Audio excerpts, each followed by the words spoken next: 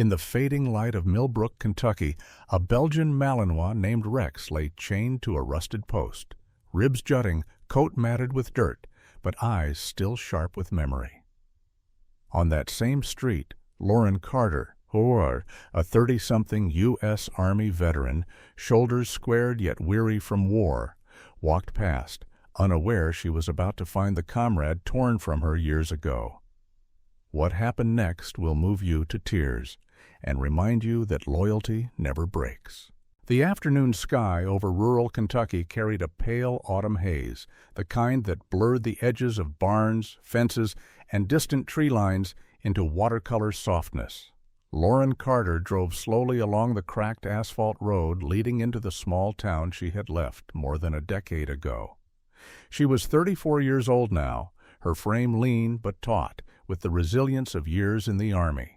Her dark chestnut hair, once kept cropped under regulation standards, now brushed her shoulders, though still tied back with a soldier's precision.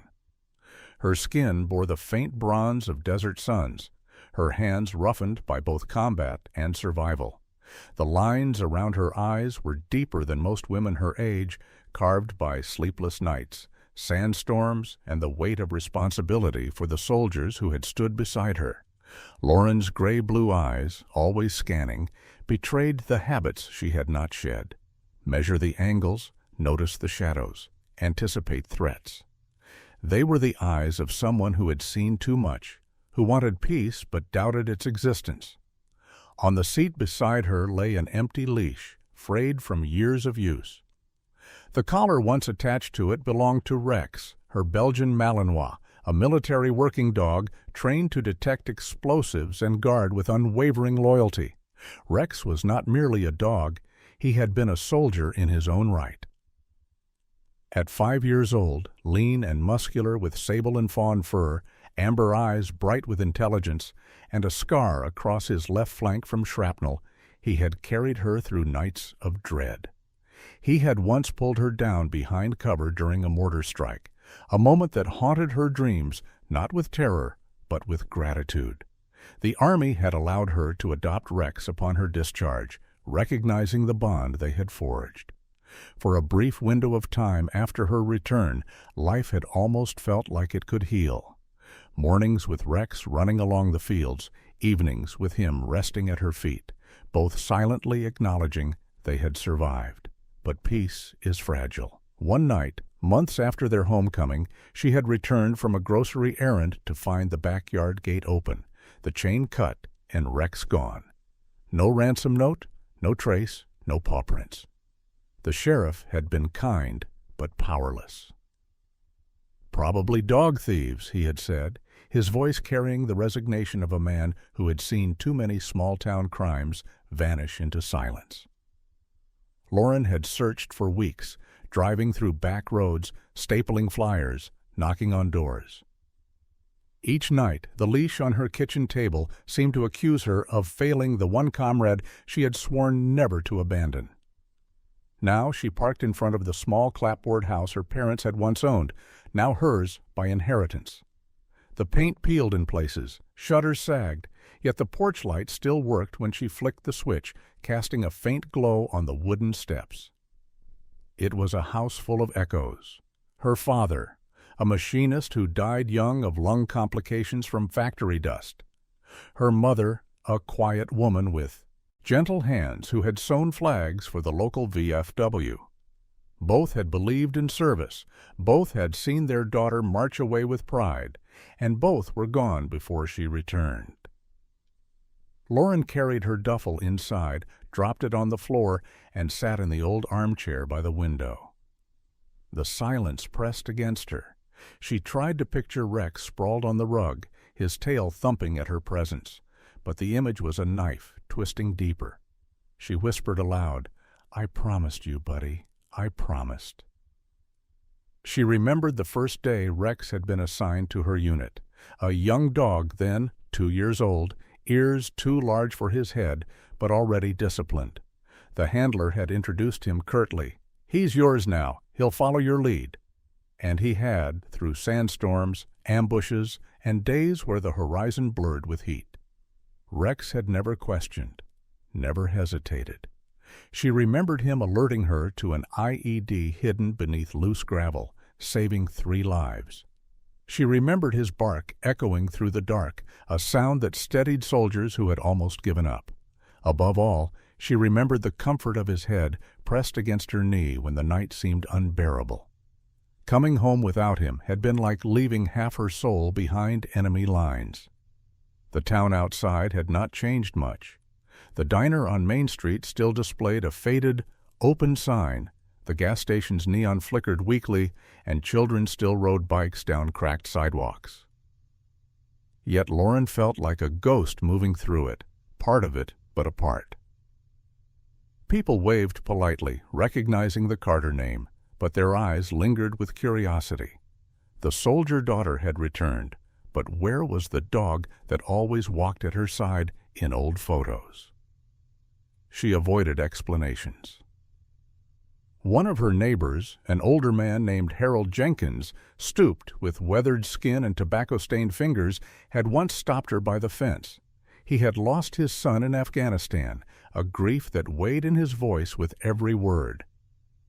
"Dogs like him, they don't just vanish," Harold had said bluntly. "Someone knew what they were taking." He had the air of a man hardened by loss, but softened by understanding, a man who recognized the look in Lauren's eyes because it mirrored his own. His words carried weight, but no answers. At night, lying in her childhood bedroom, she replayed possibilities. Was Rex sold to a fighting ring? Abandoned? Dead in some ditch? Some mornings she woke believing she heard him scratching at the door, only to find emptiness. The leash on her kitchen table remained like a relic, a reminder, a vow. She ran her hand over the frayed fabric each night before bed, whispering as though Rex could hear, "I'll find you." That promise, more than anything else, kept her moving, kept her from collapsing under the invisible weight of memory. War had taught her endurance. Loss had taught her that endurance sometimes meant searching even when the world told you to give up. And so Lauren Carter settled into her old home with her old wounds, carrying both the emptiness of absence and the unyielding resolve to reclaim what had been stolen. The sun was dipping low over the rooftops, smearing streaks of gold and rust across the sky as Lauren Carter walked through a part of town she rarely visited. The neighborhood had grown hollow over the years. Its vitality bled out after the local textile mill closed more than a decade ago. Storefronts were boarded, windows cracked, and weeds pushed defiantly through the cracks in the pavement. It was the kind of place where footsteps echoed too loudly, a place where shadows lingered longer than they should. Lauren had taken to wandering the forgotten edges of town at dusk, unable to stay confined within her parents' house, the leash on the kitchen table mocking her every night. That evening, her boots scuffed against gravel as she cut down a narrow side street. She had no destination in mind, only the gnawing weight in her chest. She told herself she was only walking, but part of her always hoped the next corner might bring a miracle. Then it came, a sound, faint, cracked, but unmistakable. A bark. Her breath caught, and she froze. For a moment she thought it was her imagination, another cruel trick of memory. But then it came again, hoarse and ragged, like the voice of someone who had screamed too long and too often. Her pulse surged, and she followed the sound down the alley. The alley itself was a narrow canyon between 2 crumbling brick buildings, their walls smeared with graffiti, and their windows shattered like broken teeth. The air smelled of rust, mildew, and faintly of oil. At the far end, under a flickering street lamp, she saw it.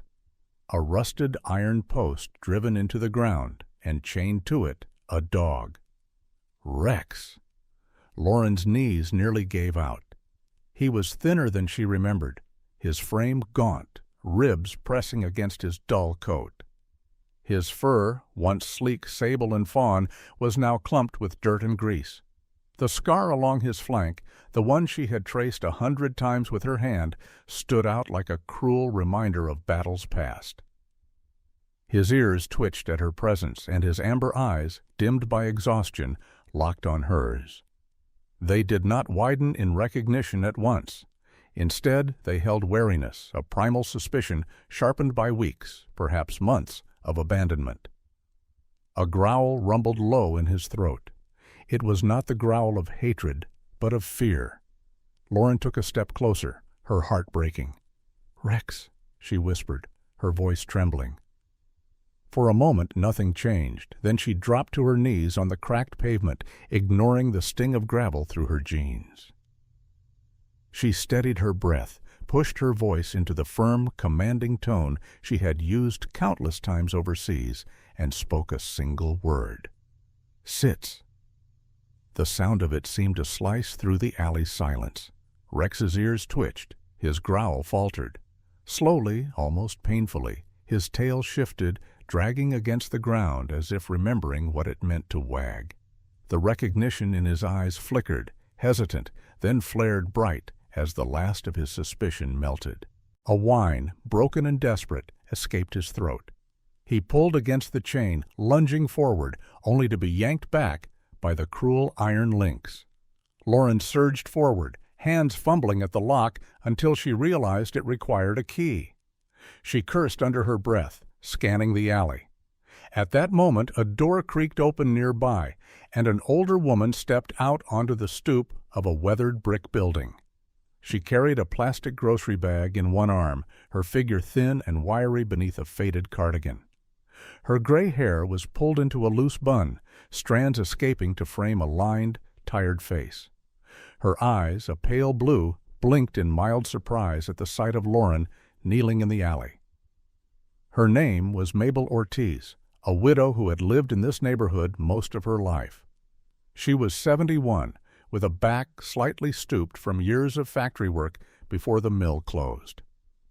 Mabel's face was weather-beaten, the kind of face that had known long hours and small wages, but her voice, when she spoke, carried gentleness. "That dog?" she asked, her accent tinged faintly with Spanish from her Puerto Rican parents. "He's been there for weeks. Some men brought him, left him chained. Nobody's come back." She shook her head with quiet disapproval.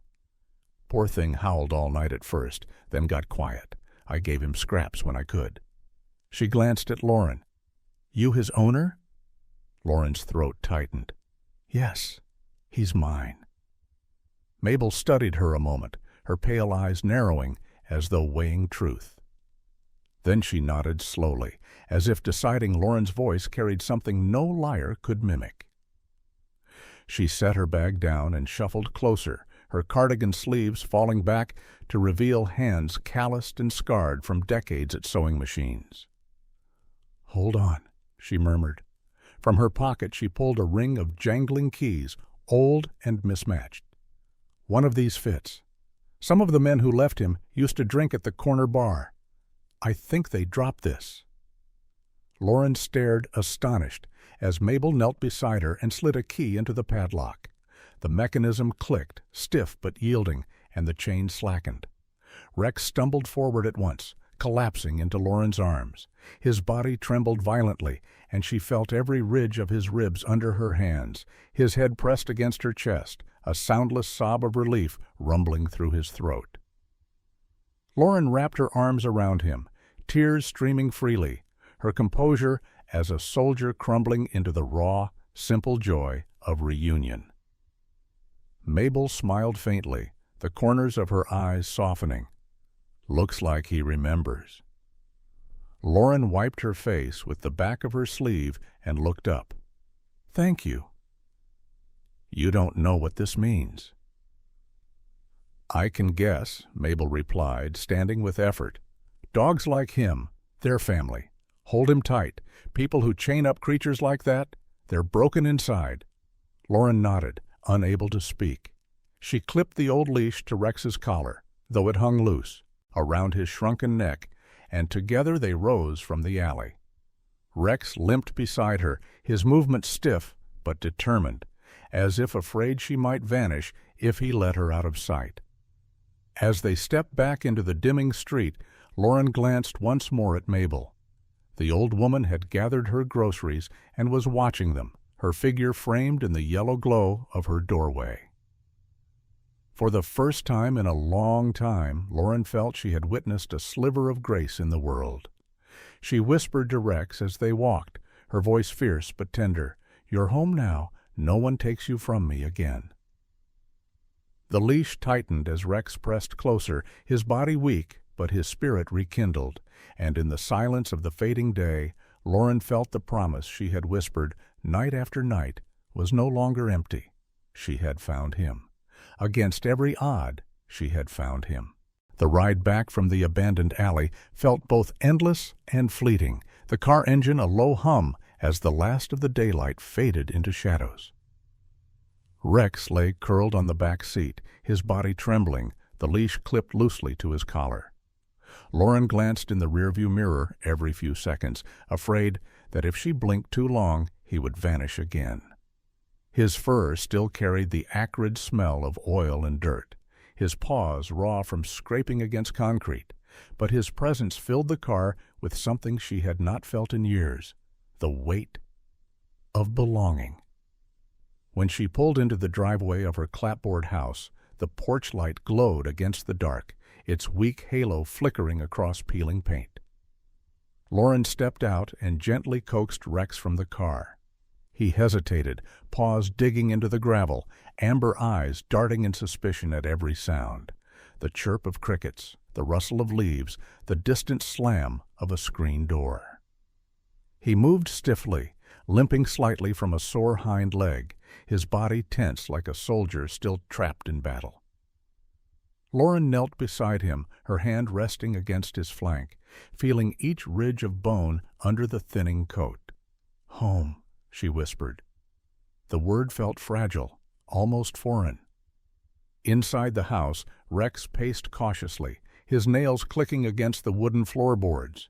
He sniffed at corners, paused at the rug, lingered near the armchair by the window where Lauren often sat. Yet he did not settle, his body taut, tail low.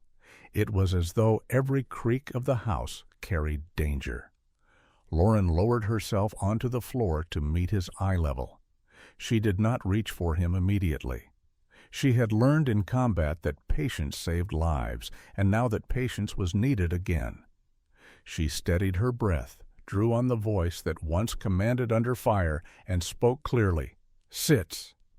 The German word rolled off her tongue like a ritual. For a heartbeat, Rex froze. His ears jerked upward, his body quivered, and the amber in his eyes sharpened. The sound of that single syllable cut through the haze of fear like a flare in the dark. Slowly, his haunches lowered. And he sat. Not because he feared, but because he remembered. Lauren's throat tightened. She gave another command, softer this time. "Platz."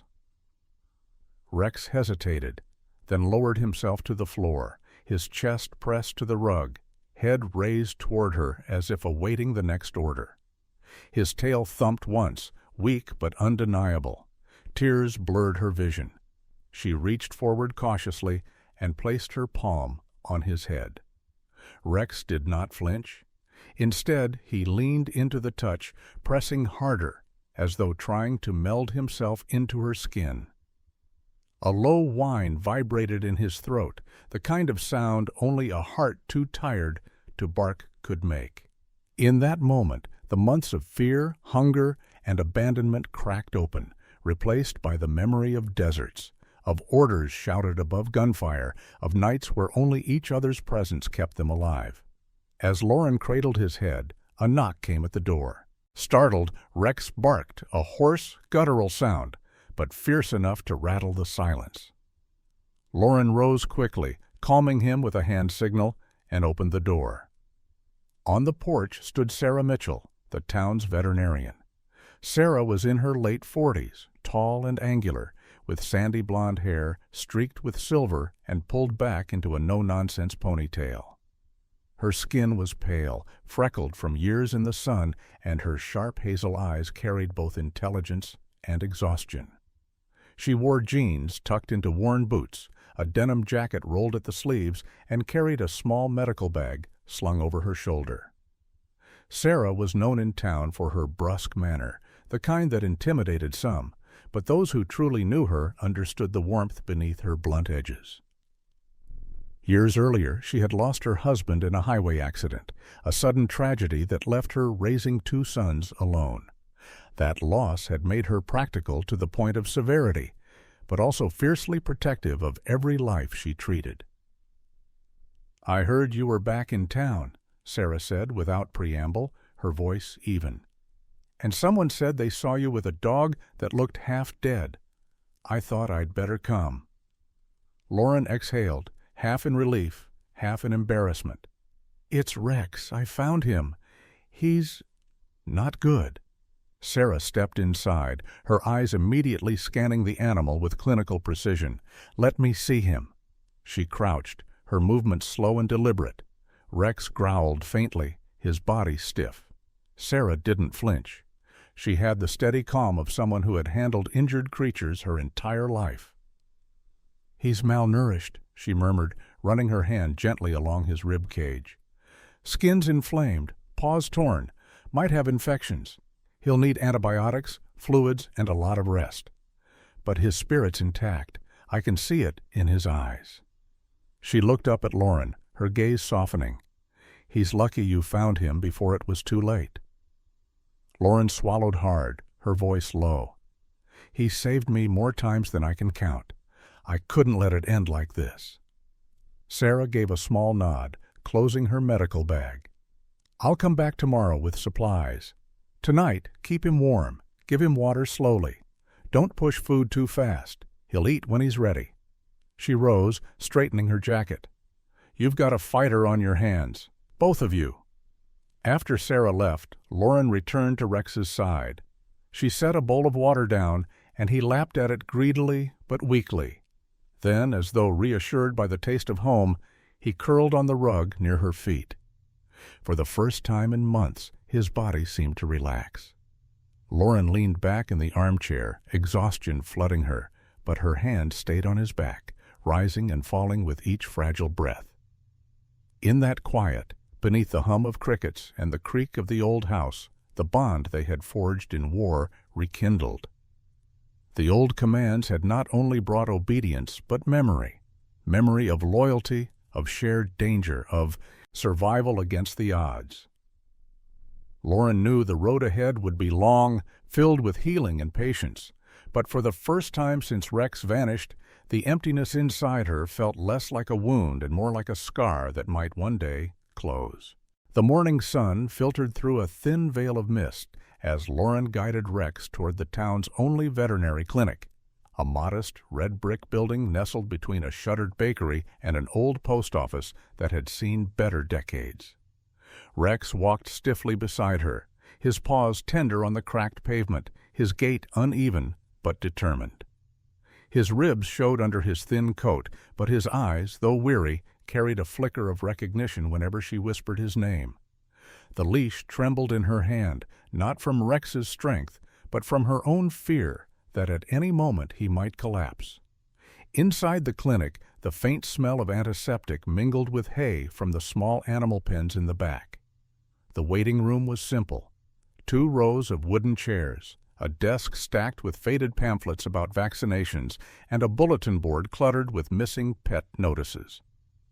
A young receptionist, probably no older than 20, with curly red hair, freckles, and a nervous smile, looked up as the door chimed. Her name tag read Emily Carter. No relation to Lauren. Emily's posture was upright but shy, her voice tentative as she spoke.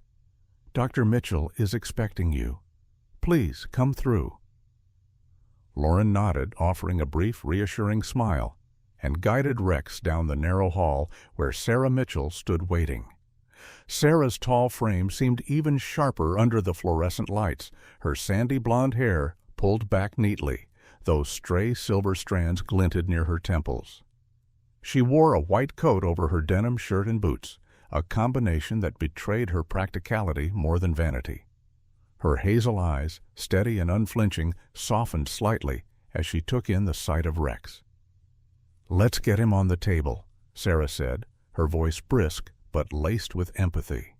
She motioned Lauren to lift Rex onto the padded exam surface. Rex hesitated, claws scraping against the edge, but Lauren whispered an old command, and with a trembling leap, he complied. Sarah's hands moved with efficiency, pressing lightly along Rex's ribcage, parting clumps of matted fur and noting each wound with a soft hum of concern. "Multiple lacerations, older scars mixed with fresher ones," she murmured.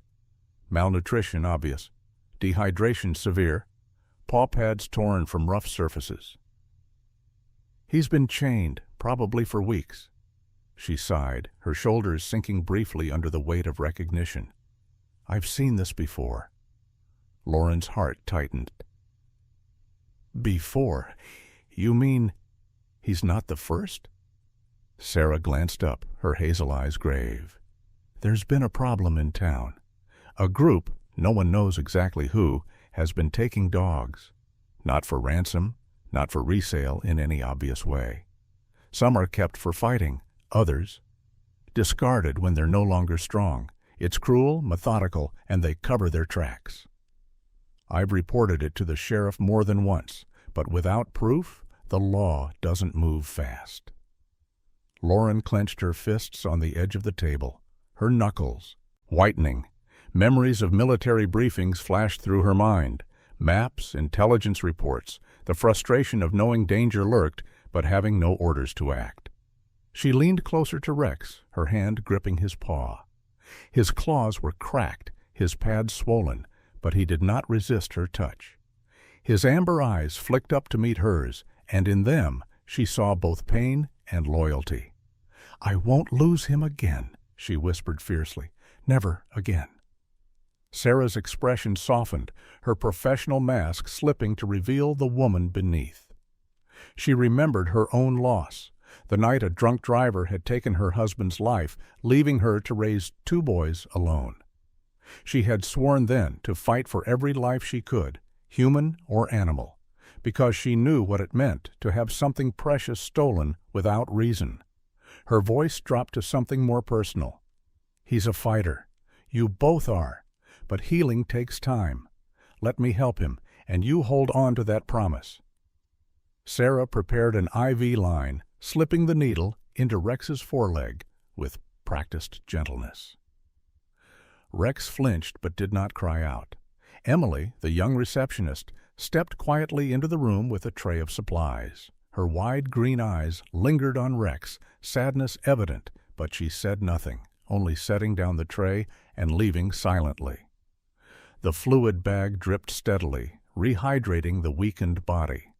Sarah cleaned wounds with antiseptic, applied ointment to cracked pads, and bandaged the worst injuries. "He'll need antibiotics for the infections," she explained, scribbling notes on a chart, "and food introduced slowly. Start with broth, soft protein. Too much too soon will hurt him.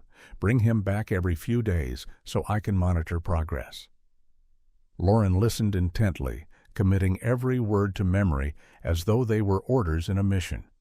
She had spent years keeping men alive in hostile terrain. Now all that discipline, all that focus was channeled into one purpose, keeping Rex alive. She stroked his head, whispering between his ears, "You're safe now. You're home." Rex's tail moved, just once, a fragile but undeniable gesture. It was enough to send a shiver of hope through Lauren. When Sarah finished, she pulled off her gloves and looked Lauren squarely in the eye. "You're going to need patience. He's been through trauma, not just physically. It may take weeks before he trusts fully again." Lauren nodded firmly. "Then weeks is what I'll give. Months, years, whatever it takes." Sarah's lips twitched into the barest hint of a smile. "Good, because if anyone can bring him back, it's you." Lauren gathered Rex gently into her arms, his weight far lighter than she remembered. As she carried him out of the clinic, Emily held the door open, her shy voice breaking through at last. "He's lucky to have you." Lauren paused, her gaze steady. "No," she corrected softly. I'm lucky to have him. The morning light spilled across the street as she stepped outside, Rex resting against her chest. For the first time since his disappearance, the future no longer felt like an endless void.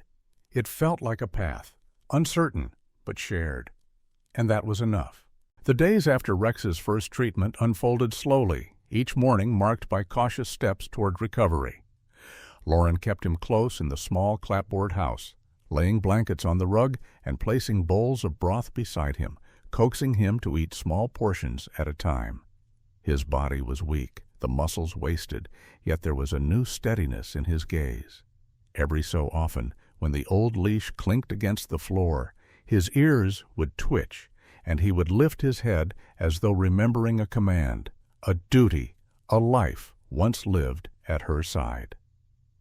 On the third afternoon, while Lauren sat cross-legged on the floor brushing the mats from Rex's coat, a knock sounded on the door. She rose, wiping her hands on her jeans, and opened it to find a girl standing shyly on the porch. The child was perhaps 10 years old, with straight brown hair that fell just past her shoulders and wide hazel eyes that seemed to hold both curiosity and gentleness. She wore a faded yellow sundress layered with a cardigan 2 sizes too big, the sleeves bunching around her wrists. Her cheeks were dotted with freckles, and she carried a small stack of worn comic books pressed tightly to her chest. The girl introduced herself softly. I'm Lily Parker. My grandma lives 2 houses down. She said you found your dog. Can I see him? Lauren hesitated at first, protective instinct flaring, but there was something in the child's eyes, earnest, unguarded, that softened her. She stepped aside, nodding. Come in, Lily, but he's still recovering. He startles easy. Inside, Lily crouched near the blanket where Rex lay. He lifted his head, ears tilting, eyes narrowing with wariness. His body stiffened, the fur along his spine rising slightly. Lily stayed perfectly still, her small hands resting flat on the floor, her comic books forgotten at her side. She spoke in a low, steady tone, her words simple. Hi, Rex. You don't know me, but I know you're brave. My grandpa said brave dogs come home no matter what. Rex let out a low whine, uncertain. Lauren tensed, ready to intervene. But Lily simply sat cross-legged and opened one of the comic books. She began to read aloud, her voice light and sing-song, the way children read when they half-act the voices of the characters. She didn't look directly at Rex at first, giving him space, her gaze fixed on the colorful pages. For long minutes, nothing happened. Then Rex's ears angled forward, his body relaxing by fractions. His head lowered onto his paws, but his eyes stayed fixed on the girl. Lauren watched, astonished, as the dog that had growled at shadows now lay quietly, lulled by the gentle rhythm of a child's voice. The next day, Lily returned, carrying a different book. This one, a fairy tale anthology, its spine taped from overuse. She settled into her spot again without prompting. Rex lifted his head, the spark of recognition lighting his eyes. This time, when she turned the page, he shifted closer, his nose twitching at the scent of paper and dust. Lily giggled softly but did not reach for him, keeping her voice calm, patient. By the end of the week, Rex's body language had shifted noticeably. When Lily came through the door, his tail tapped faintly against the floor. On the 6th visit, as she read a passage about a knight rescuing a kingdom, Rex inched forward until his head rested against her small lap. Lily's hand stilled, her breath catching, before she gently stroked the crown of his head. His eyes closed, a sigh rumbling from his chest like a long-held breath finally released. Lauren stood in the doorway, watching the scene with something swelling in her chest that felt dangerously close to hope. She had seen men broken by war, their spirits locked behind walls no one could breach. Rex had been like that, trapped behind invisible bars, mistrustful of every sound, every hand. But here, in the company of a child, he found trust again. Later that evening, as Lily skipped back to her grandmother's house, Lauren sat beside Rex and whispered, "You're finding your way back, aren't you?" She stroked his fur, now cleaner, softer beneath her touch. "It isn't just the medicine. It's something deeper. You're remembering what it feels like to be loved without fear." That night, Rex slept more soundly than he had in weeks, his body curled at the foot of Lauren's bed. In his dreams, perhaps the gunfire and chains faded, replaced by the gentle cadence of a child's laughter. The town of Millbrook usually fell into silence after dusk, its narrow streets dimly lit by scattered lamps and the neon hum of the diner sign. Lauren had grown accustomed to the stillness, to walking with Rex at her side, his gait steadier now, though still marked by a faint limp. That evening she stopped by Parker's Grocery, the small family-run store at the corner of Main and Willow. The place smelled of old wood, flour, and faintly of oranges stacked by the front. Inside, a handful of townsfolk moved about. Mrs. Keating, a plump elderly woman in her 70s, with a knitted shawl and a kind but gossipy tongue, sorted through apples with the same deliberation she had used when teaching third grade for 40 years.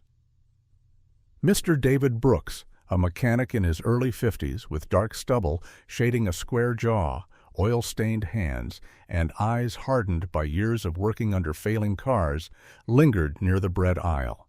And behind the counter stood Tom Wallace, the grocer, a man in his early 60s with thinning gray hair, a stooped back, and spectacles perched precariously on his nose.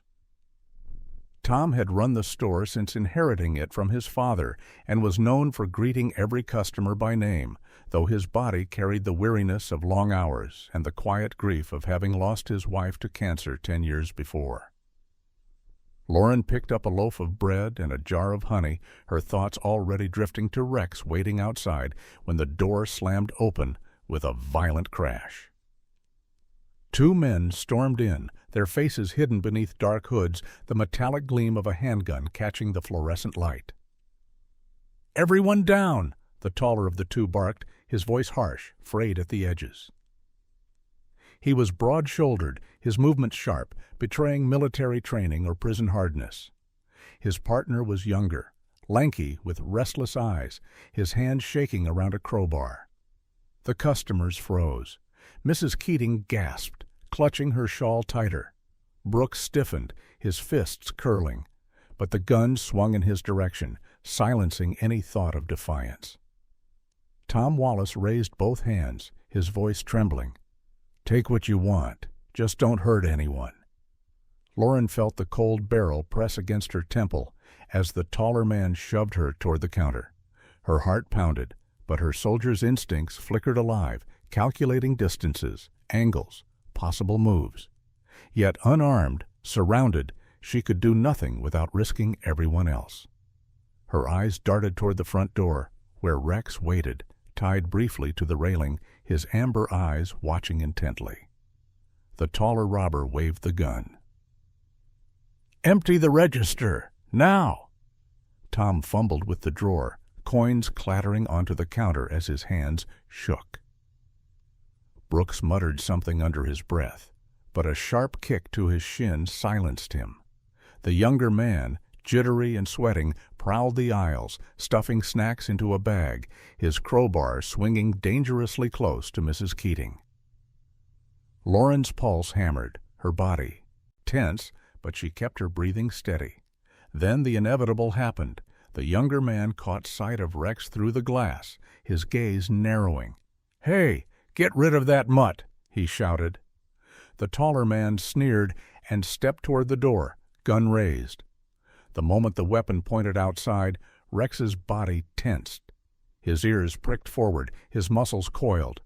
For weeks he had limped, hesitant, uncertain of himself. But now, with the threat looming over Lauren, something ancient and unbroken surged within him. The robber yanked open the door, gun leveling toward the dog. Rex launched forward with a guttural snarl, teeth flashing white. He slammed into the man's arm, jaws clamping down on the wrist with brutal force. The gun fired, the shot deafening in the small store, but the bullet embedded harmlessly into the ceiling tiles. Customers screamed, ducking behind shelves. The man cursed, thrashing, but Rex held fast, shaking violently until the pistol clattered to the floor. Lauren reacted instantly. She dove for the weapon, kicking it out of reach. Brooks, galvanized by the chaos, lunged forward, tackling the lanky robber to the ground, the crowbar skittering across the linoleum. Mrs. Keating, of all people, struck him with her handbag for good measure, her face pale but fierce. Tom Wallace grabbed the phone behind the counter, dialing 911 with trembling fingers. The taller robber struggled, Rex's teeth still buried in his arm, blood seeping between them. His shouts grew weaker, desperate. "Get him off! Get him off!" Lauren gave the release command, her voice sharp but controlled. "Aus!" Rex obeyed instantly, stepping back but remaining bristled, his amber eyes blazing. He stood protectively in front of Lauren, his body quivering with adrenaline, every muscle ready to spring again if needed. By the time the police sirens wailed down Main Street, both men were subdued, one groaning under Brooks's weight, the other clutching his injured arm, pale from shock. Officers stormed in, weapons drawn, securing the scene. Neighbors spilled onto the sidewalks, murmurs rippling through the crowd as news spread. Lauren knelt beside Rex, her hands stroking the fur damp with sweat and blood. He leaned into her touch, exhausted, his sides heaving. She whispered, "You saved us. You saved me." Her voice cracked with emotion, pride and fear tangled together. Rex's tail thumped weakly, a soldier's acknowledgment of duty fulfilled. The sirens had long faded, and Parker's grocery was once again quiet, its shattered calm replaced by murmurs of awe. Yet the story of what happened that night refused to stay confined to Millbrook. By the next morning, whispers carried from the diner to the church steps, from the mechanic's garage to the schoolyard. By noon, local radio stations were already retelling the tale. A war dog, once lost and nearly broken, had saved an entire store of townsfolk from armed robbers. Lauren awoke that day to find two reporters standing politely on her porch. One was a young man named Derek Hayes, no older than 30, slim, with messy brown hair and glasses that slid down the bridge of his nose. He carried a notepad with the eagerness of someone still fresh to the trade, his eyes bright with curiosity, but tinged with nervousness, his tie slightly askew. His companion was Olivia Sanders, a woman in her late 40s, seasoned in her craft. She was tall, with broad shoulders that lent her a commanding presence, her dark brown hair streaked with gray and cut into a sharp bob. Her face was angular, marked by fine lines of experience, and a pair of keen blue eyes that seemed to read the truth beneath any spoken word. Olivia was respected across the county for her unflinching honesty in reporting. She had once exposed a corrupt city council scheme, a story that cost her friends but earned her integrity. "Ms. Carter," Olivia said with a warm but professional tone, "we'd like to hear about your dog. The whole county is talking about him." Lauren hesitated, Rex lying at her feet, his body still sore, his amber eyes fixed warily on the stranger's. She crouched, stroking his head. "He doesn't like crowds, but I can tell you." For an hour she spoke, recounting not the robbery, but the years that led to it. Rex's time in combat, his disappearance, the night she thought she'd lost him forever, and the miracle of finding him chained in an alley. Olivia wrote carefully, Derek scribbled furiously, and both fell silent when Lauren's voice cracked with emotion. That evening the story aired on local television, the headline simple yet stirring. "War Dog Found Again and Saves His Town." The footage, taken hastily by a bystander's phone during the robbery, showed a blur of sable fur lunging, the gun clattering away, and chaos turning to salvation. It spread quickly, first across Kentucky, then beyond. Within days, national outlets picked it up. The town responded with fervor. At the community hall, people gathered to discuss ways to honor Rex and support other dogs like him. Among them was Pastor William Green, a man in his late 60s, tall but slightly stooped, with white hair thinning at the crown. His round face was softened by years of compassion, his deep-set hazel eyes carrying a calm that had comforted countless grieving families. Having ministered to soldiers' parents during the wars, he spoke with quiet authority. "These animals give everything," he said, his voice resonant in the hall. "They serve, they bleed, they suffer, yet too many are discarded when their service ends. Rex reminds us of loyalty that does not fade. It is our duty to honor that." Moved by his words, a fund was established, the Rex Foundation for Retired War Dogs. Donations poured in from across the state. Farmers arrived with envelopes of cash. Children broke their piggy banks, and even Brooks, the gruff mechanic who had tackled one of the robbers, offered a month of free service to anyone contributing. Lauren found herself swept into a tide of gratitude she had not expected. Strangers stopped her in the street to thank her. Families brought treats for Rex, though she gently declined most, explaining his fragile health. Lily Parker, the little girl who had once coaxed Rex with comic books, stood proudly beside him at the first fundraising event, her freckled cheeks glowing with pride as she read aloud a letter she had written. "Rex is brave, but he is also kind. He listens when you read, and he makes you feel safe. I think every dog like him deserves love when they are done being heroes." The hall erupted in applause, and Lauren felt tears sting her eyes. She had fought wars, lost comrades, buried family. But this, seeing Rex recognized not as a weapon, but as a soul, felt like redemption. That evening, as the sun melted into the horizon, painting the fields in amber light, Lauren and Rex stood on the porch of her house. The air was still, carrying only the faint hum of crickets.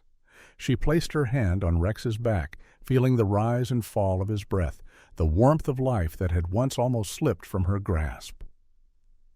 "We found each other again," she whispered, her voice steady yet tender, "and this time I will never let you go." Rex leaned against her, his head pressing into her palm, his tail moving slowly, deliberately, in quiet agreement. And in that moment, beneath the soft glow of twilight, the soldier and her dog were no longer survivors of war or victims of cruelty. They were symbols of something far greater: endurance, trust, and love reborn. Sometimes, in the quiet corners of life, God places a miracle right where we least expect it. For Lauren and Rex, that miracle was not just reunion after years of loss, but the rediscovery of love, loyalty, and the courage to heal. Their story reminds us that even when the world feels cold and broken, there is a greater hand guiding us toward light. And maybe that's the lesson for all of us: to keep faith through hardship, to recognize the blessings hidden in ordinary days, and to never give up on the bonds that shape our lives.